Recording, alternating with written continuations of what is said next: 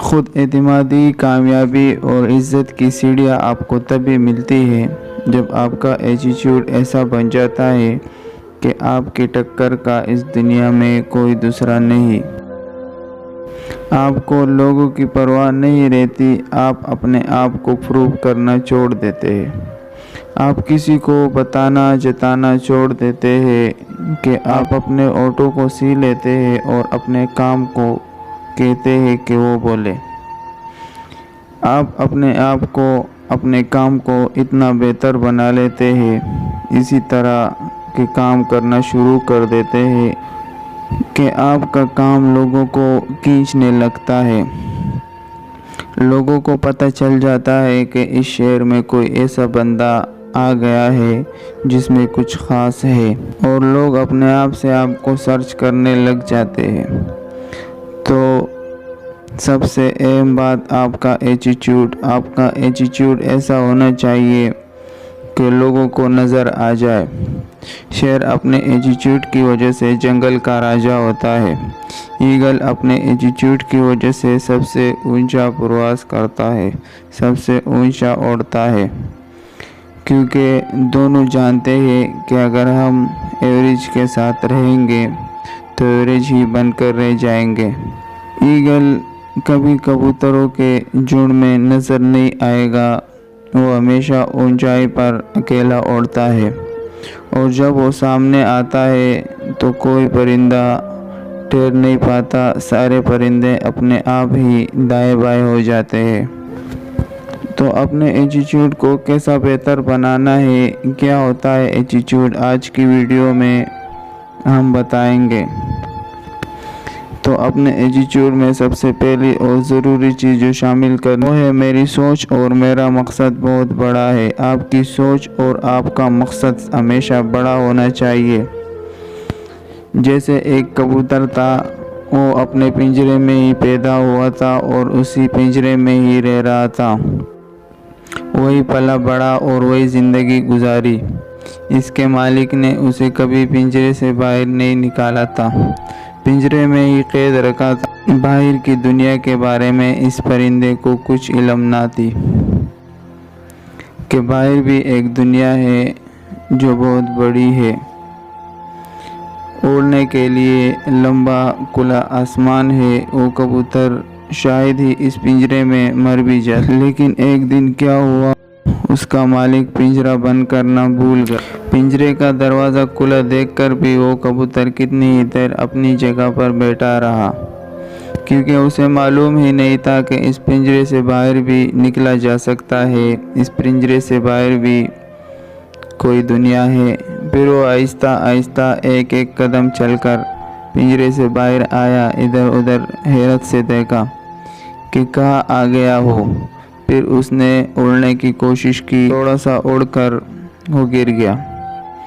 اس نے دوبارہ اڑنے کی کوشش کی، تیز ہوا آئی اور اسے اپنے ساتھ اڑا کر لے گئی۔ وہ آسمان پر اڑنے لگا۔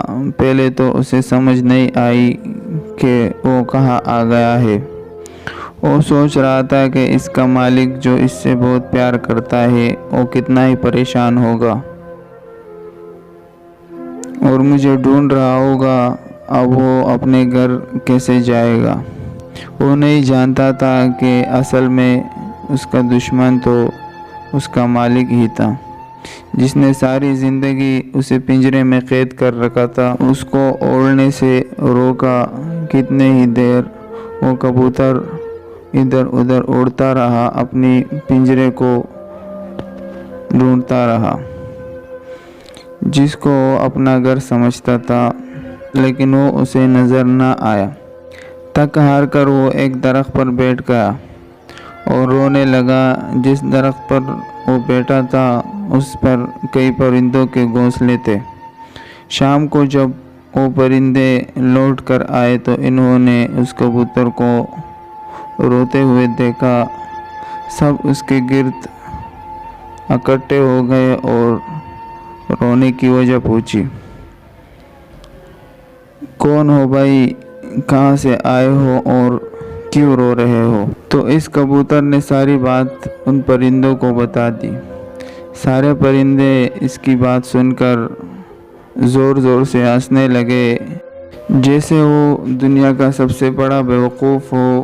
وہ کبوتر تو بیچارہ پہلے ہی بہت پریشان تھا اور زور سے ایک تو میں پہلے سے ہی دکھی ہوں اور اوپر سے یہ سب میرا مذاق اڑا رہے ہیں۔ اسے روتا دیکھ کر ان میں سے ایک بزرگ پرندہ بولا، تجھے رونے کی کوئی ضرورت نہیں، تجھے تو آج نئی زندگی ملی ہے۔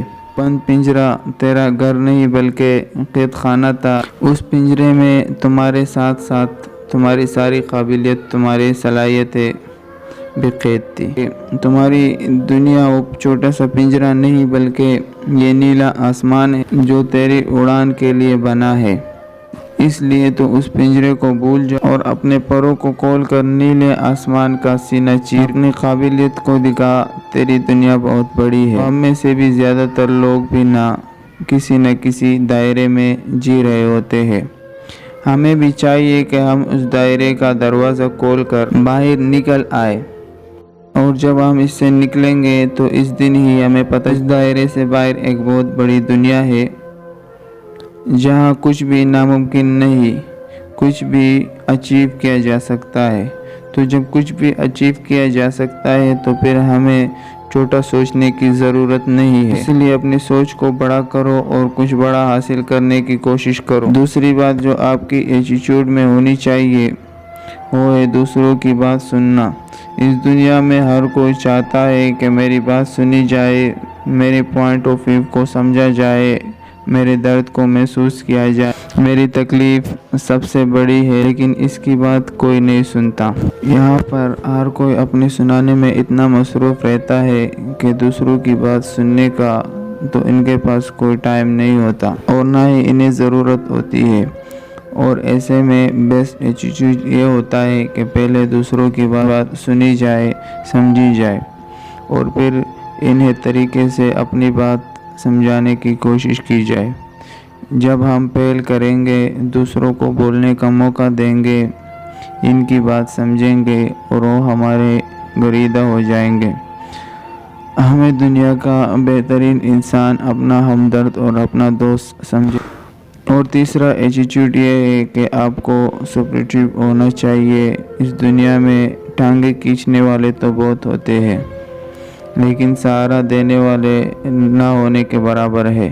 جب کبھی آپ اپنے خوابوں کا پیچھا کر رہے ہو اور ہر کوئی آپ کا مذاق اڑا رہا ہو اور آپ پر تنقید کر رہا ہو، وہاں پر ایک شخص آ کر آپ کے کندھے پر ہاتھ رکھ کر آپ کا حوصلہ بڑھائے، جو کہ مجھے تم پر یقین ہے، تمہارے سپنوں پر یقین ہے، تم انہیں ضرور پورا کرو گے، تم کر کے دکھاؤ گے، جو تمہیں تپی دے، جادو کی چپی دے اور سپورٹ کرے، تو ایسا شخص آپ کو کبھی نہیں بھولے گا، زندگی بھر یاد رکھے گا۔ دوستو، سپورٹیو ہونا ایک بہت بڑی خوبی ہے جو ہر کسی میں نہیں ہوتی۔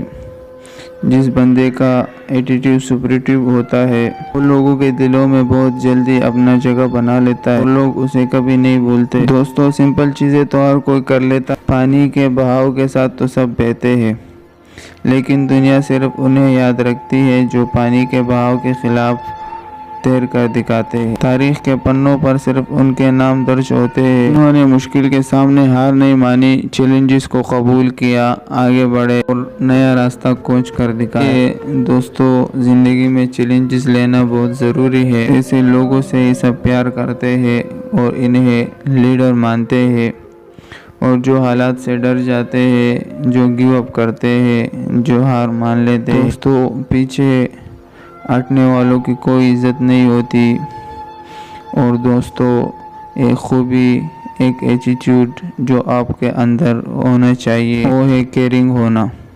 کیئرنگ ہونا اپنے لیے اور اپنوں کے لیے، دوسروں کو فیلنگز کی کیئر کرنا، دوسروں کے جذبات کی کیئر کرنا، پسند ناپسند کا خیال رکھنا، اپنوں کی ضرورتوں کا خیال، ان کی بات کو کہے بنا ہی سمجھ جانا۔ اگر آپ کا کوئی اپنا یا کوئی اپنا دوست پریشان ہو، آپ سے مدد مانگتا ہو یا مدد نہیں بھی مانگتا، آپ آگے بڑھ کر اس کی مدد کر جاتے ہیں، تو یہ ہے کیئرنگ ایٹیٹیوڈ۔ کسی کی بھی مصیبت، تکلیف، پریشانی آپ سے دیکھی نہیں جاتی تو یہ ہے کیئرنگ ایٹیٹیوڈ۔ اور سب سے بڑا یہ کہ آپ کو اپنی کیئر کرنی چاہیے، اپنے آپ کو سب سے زیادہ اہمیت دینی چاہیے، اپنا خیال رکھنا چاہیے کہ کوئی آپ کو ہرٹ نہ کر سکے۔